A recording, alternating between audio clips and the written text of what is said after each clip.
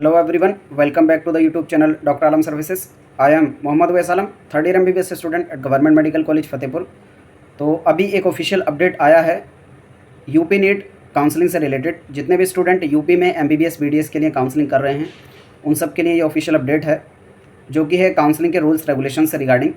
जैसे कि कल 14 अगस्त से जो all India quota MCC counselling start होने वाली है, यानी रजिस्ट्रेशन कल से स्टार्ट हो जाएंगे। और जो सीट मैट्रिक्स और उसका वेरिफिकेशन है 14 to 15 है। तो कल या परसों के अंदर ही जो टोटल पार्टिसिपेटिंग कॉलेजेस हैं और किस कॉलेज की कितनी सीट्स हैं, यानी सीट मैट्रिक्स आ जाएगी। और उसके साथ ही जो रूल्स रेगुलेशन का ब्रोशर अभी तक नहीं आया है, ये भी एक्सपेक्टेड है कल तक आ जाएगा, रजिस्ट्रेशन से पहले क्योंकि इसको आना होगा। तो बहुत ज़्यादा चांसेस है कि आज ही आ जाए।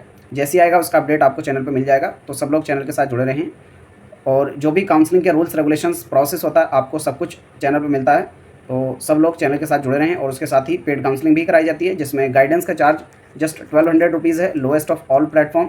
जिसमें कंप्लीट काउंसलिंग के रूल्स रेगुलेशंस प्रोसेस अपडेट, आपके जो काउंसलिंग के डाउट्स हैं और उसके साथ ही कॉलेजेस की preference list, all India quota, state quota, सब कुछ प्रोवाइड किया जाता है। जो लोग चाहते हैं वो ज्वाइन कर सकते हैं। नीचे डिस्क्रिप्शन में व्हाट्सएप ग्रुप लिंक दिया है, वहाँ से जाकर ज्वाइन कर लेंगे। अभी जो नोटिफिकेशन आया है कुछ देर पहले, इसमें अगर बात की जाए तो यूपी का जो फर्स्ट राउंड होने वाला है उसमें जो रूल्स रेगुलेशंस रहेंगे उसके रिगार्डिंग है। आप यहाँ से देखेंगे तो क्या क्या रूल्स रेगुलेशंस हैं। जो मेन रूल्स थे वो पहले ही हम कवर कर चुके हैं वीडियो में। अगर आपने वो नहीं देखी है जिसमें A to Z complete rules को डिस्कस किया था, तो आप उसको भी देख सकते हैं। नीचे डिस्क्रिप्शन में उसका भी मैं लिंक दे दूँगा। यहाँ पर सबसे पहले बोला गया है कि जितने भी स्टूडेंट नीट क्वालिफाई कर चुके हैं वही पार्टिसिपेट करेंगे। ये ऑब्वियस सी चीज़ है कि मतलब जितने भी स्टूडेंट नीट क्वालिफाइंग से अबव हैं वही पार्टिसिपेट करेंगे, चाहे गवर्नमेंट या प्राइवेट किसी के लिए भी कर रहे हैं। और रजिस्ट्रेशन करने की जो वेबसाइट है वो है upneet.gov.in। इस पर जाकर जो है आप अपना रजिस्ट्रेशन करेंगे। और रजिस्ट्रेशन के लिए आपको अपना मोबाइल नंबर और ईमेल आईडी यूज़ करना है, यानी अपना सेल्फ जो आपने नीट के फॉर्म में यूज़ किया था। क्योंकि जो आपको कोई भी सूचना देनी होगी, कोई भी इन्फॉर्मेशन देनी होगी, तो ये उसी फ़ोन नंबर और ईमेल आईडी के थ्रू आपको प्रोवाइड करेंगे। तो इसलिए दोनों चीज़ें आपकी एक्टिव होनी चाहिए। अगर काफ़ी स्टूडेंट का ऐसा होता है मेल आईडी जो पहले यूज़ की थी नीट रजिस्ट्रेशन में वो लॉस्ट हो जाती है, तो किसी भी तरह से उसको रिट्रीव करना है। और एटलीस्ट दोनों में से कम एक फंक्शनल चीज़ रहनी चाहिए, फ़ोन नंबर और ईमेल आईडी में से। तो यहाँ पर फिर उसके बाद ऑनलाइन जब आप काउंसलिंग करेंगे, जो कि 20 तारीख से है यूपी नीट की, तो उसमें रजिस्ट्रेशन के लिए आपको सबसे पहले 2000 रुपये जमा करने हैं। चाहे आप गवर्नमेंट के लिए कर रहे हो, प्राइवेट के लिए कर रहे हो, MBBS BDS किसी के लिए भी कर रहे हो, ठीक है। और एक बार जब आप रजिस्ट्रेशन कर देंगे, यहाँ पर रूल्स में यही बोला गया है कि अगर आप एक बार रजिस्ट्रेशन करते हैं फर्स्ट राउंड में, तो आपको 2000 रुपये जमा करके दोबारा से कोई पेमेंट नहीं करना है थर्ड राउंड तक। यानी सेकेंड राउंड में भी आप उसी अमाउंट से पार्टिसिपेट करेंगे, थर्ड में भी उसी से। बाकी अपग्रेडेशन वगैरह का जो प्रोसेस है वो मैंने पहले डिस्कस कर लिया था, तो यहाँ पर उसको डिटेल में नहीं बताएंगे। और थर्ड राउंड के बाद अगर फोर्थ राउंड में आप पार्टिसिपेट करना चाहते हैं तो आपको फिर से रजिस्ट्रेशन करना होगा, जिसका चार्ज 1000 था। ये मैंने पहले जब पूरे रूल्स वाली वीडियो आई थी उसमें बताया था। बाकी जैसे ही फोर्थ राउंड वाली यानी एक्स्ट्रा वैकेंसी राउंड होगा उस टाइम पर भी ये सेपरेट रूल्स निकालेंगे। टाइम टू टाइम आते रहते हैं जितने भी नोटिफिकेशन है हर राउंड के लिए। फिर यहाँ पर इन्होंने जितने भी एलिजिबल वेबसाइट हैं स्टूडेंट हैं उनको कहाँ पर रजिस्ट्रेशन करना है वही बोल दिया है। और जितने भी स्टूडेंट पार्टिसिपेट करेंगे आपको कोई ना कोई एक नोडल सेंटर चूज़ करना है आपके डॉक्यूमेंट वेरिफिकेशन के लिए। जैसे आपको पता होगा, आप डॉक्यूमेंट का वेरिफिकेशन ऑनलाइन होता है, तो आप अपने डॉक्यूमेंट अपलोड करेंगे और उसके साथ ही कोई एक नोडल सेंटर चूज़ करेंगे, ताकि अगर कोई गलती हो जाती है आपके डॉक्यूमेंट में तो आप उसको जाकर वेरीफाई करा सकें फिजिकली। इसमें जो डॉक्यूमेंट्स आपको चाहिए होंगे वो भी इन्होंने फिर से बता दिए। आपकी हाई स्कूल मार्कशीट या फिर उसका प्रमाण पत्र यानी पासिंग सर्टिफिकेट, इंटरमीडिएट यानी इंटर की मार्कशीट, और उसके साथ ही कोई आपका रिजर्वेशन है OBC SC ST EWS ex army NCC freedom fighter PWD कोई भी, तो उसके अकॉर्डिंग आपका जो है सर्टिफिकेट भी लगेगा। और डोमिसाइल सर्टिफिकेट लगेगा अगर आप गवर्नमेंट कॉलेज के लिए ट्राई कर रहे हैं, यानी MBBS BDS किसी के लिए भी गवर्नमेंट के लिए कर रहे हैं और यूपी से 10th 12th नहीं है तब। लेकिन अगर आप यूपी से रहकर 10th और 12th पास किया है तब डोमिसाइल की भी ज़रूरत नहीं है। ये रूल मैंने पहले आपको डिस्कस कर दिया था।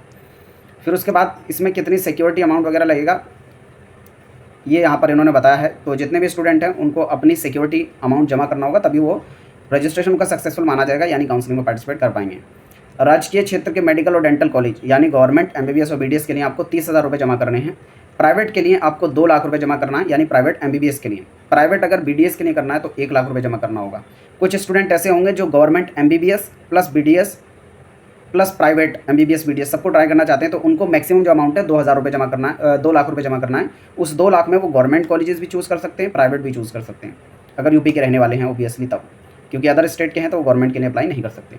उसी तरह से अगर बीडीएस के लिए ट्राई कर रहे हैं, गवर्नमेंट प्लस प्राइवेट दोनों, तो आपको 1 लाख रुपए जमा करके आप यूपी के अगर रहने वाले हैं तो गवर्नमेंट प्लस प्राइवेट दोनों बीडीएस को चूज़ कर सकते हैं। और गवर्नमेंट प्लस प्राइवेट एमबीबीएस की ट्राई कर रहे हैं तो 2 लाख रुपए।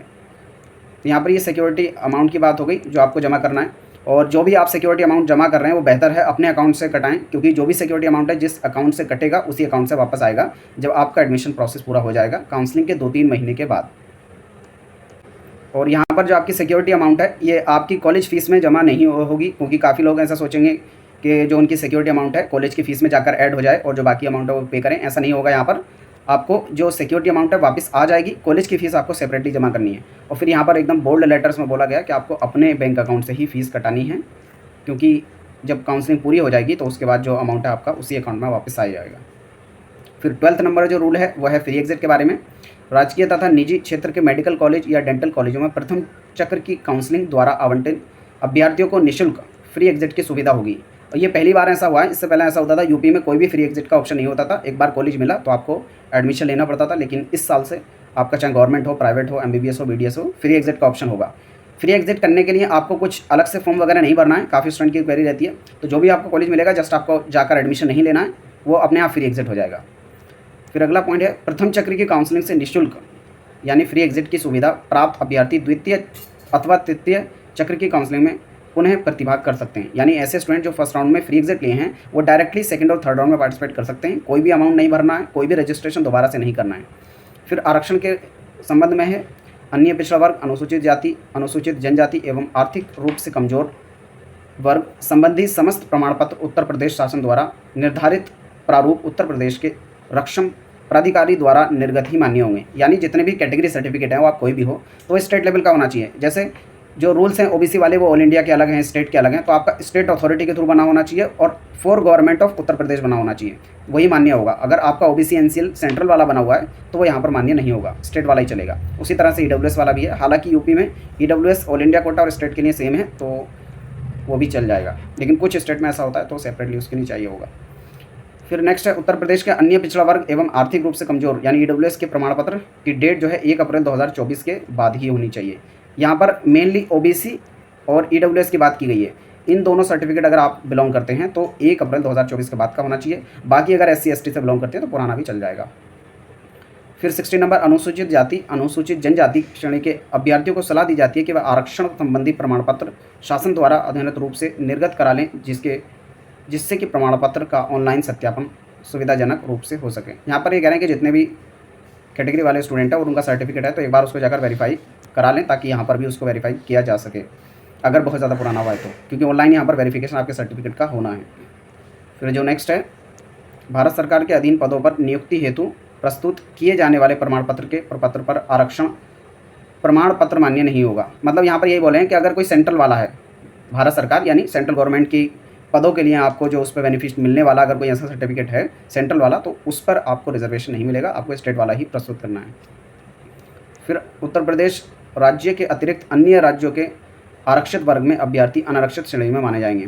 यहाँ पर क्या बोला गया कि अगर दूसरे स्टेट के स्टूडेंट हैं, काफ़ी यूपी में प्राइवेट के लिए अप्लाई करते हैं, दूसरे स्टेट के रहने वाले हैं, तो उनको जनरल में काउंट किया जाएगा। यानी उनको अगर अप्लाई करना है तो जनरल की तरह 162 नंबर या उससे ज़्यादा होने चाहिए, तभी वो पार्टिसिपेट कर सकते हैं। फिर नेक्स्ट है यहाँ पर यूपी नीट UG 2024 के अंतर्गत उप श्रेणी के आरक्षण संबंधी लाभ हेतु निम्नांकित बिंदु के अनुसार निर्गत प्रमाण पत्र ही मान्य होंगे। मतलब आपको कहाँ कहाँ से जो है सर्टिफिकेट अपने कैटेगरी वाले बनाने हैं। तो अगर आप PWD से बिलोंग करते हैं तो जो MCC की वेबसाइट पर ऑफिशियली नोटिफिकेशन आया था उसमें सेंटर्स बताए गए थे, उन्हीं सेंटर से जो है माना जाएगा। NCC का अगर आपका सर्टिफिकेट है तो कम से कम B ग्रेड का होना चाहिए। उसी तरह से स्वतंत्रता सेनानी यानी फ्रीडम फाइटर हैं तो उसके लिए यहाँ से बोला गया है कि जो ब्रोशर में बोला गया था उसके अकॉर्डिंग आपको बनाना है। फिर भूतपूर्व सैनिक यानी एक्स सर्विसमैन आर्मी से बिलोंग करते हैं तो शहीद के पुत्र पुत्री के लिए निर्धारित प्रारूप पर सक्षम प्राधिकारी द्वारा निर्गत प्रमाण पत्र ही मान्य होंगे।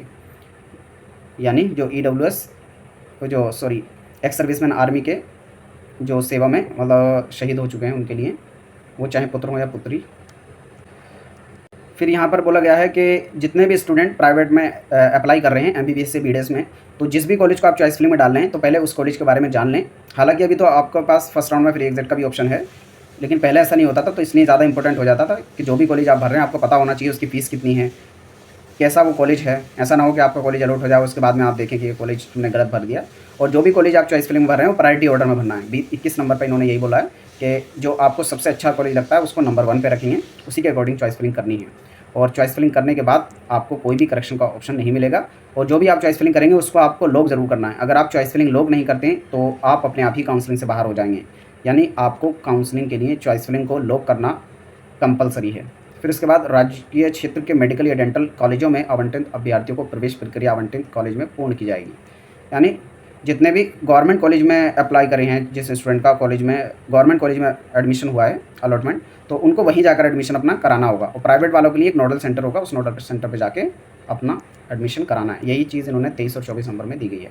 निजी क्षेत्र के मेडिकल डेंटल कॉलेजों में आवंटन अभ्यर्थियों को प्रवेश प्रक्रिया शासन द्वारा नियमित संकलन में नोडल सेंटर पर संबंध की जाएगी। यानी प्राइवेट वाले नोडल सेंटर पर जाएंगे जो भी उनको मिला है, और गवर्नमेंट वाले उनको जो कॉलेज मिला है उस कॉलेज में जाकर एडमिशन कराएंगे। तो आई थिंक इसमें मोस्ट ऑफ द जो रूल्स हैं वो कवर हो गए। फिर यहाँ पर ट्यूशन फ़ी के रिगार्डिंग है, यानी जो आप फीस भरेंगे प्राइवेट वाले स्पेशली प्राइवेट यानी निजी क्षेत्र के मेडिकल डेंटल कॉलेजों में आवंटन प्राप्त अभ्यर्थी को शासन अल्पसंख्यक संस्था द्वारा निर्धारित शिक्षण शुल्क यानी जो ट्यूशन फीस है वो director general medical education training UP payable eight Lucknow, इसके अकॉर्डिंग जो है आपको डिमांड ड्राफ्ट बनाना है, यानी डीडी आपको बनाना है फ़ीस का, जो भी आपकी फ़ीस है, जो यहाँ पर इन्होंने नाम दिया है director general medical education training UP payable eight Lucknow. और यही आपका जमा होगा। ये इसलिए होता है ताकि आपका अगर कॉलेज अपग्रेडेशन होता है या मूवमेंट होता है कॉलेज से दूसरे कॉलेज, तो क्योंकि प्राइवेट कॉलेज इसके लिए काफ़ी दिक्कत करते हैं, तो आपका डीडी जो है वो मूव कर जाएगा एक कॉलेज से दूसरे कॉलेज। तो यहाँ पर जो मोस्ट ऑफ द रूल्स हैं वो सब कंप्लीट हो गए। इसके बाद भी आपकी कोई क्वेरी बचती है नीचे कमेंट बॉक्स में बता सकते हैं। तब तक के लिए थैंक यू।